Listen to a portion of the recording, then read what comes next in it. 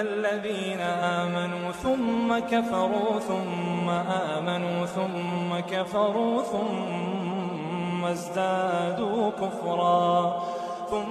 ازدادوا كفرا لم يكن الله ليغفر لهم ولا ليهديهم سبيلا.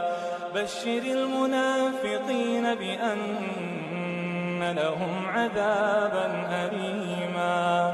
الذين يتخذون الكافرين أولياء من دون المؤمنين أيبتغون عندهم العزة فإن العزة لله جميعا.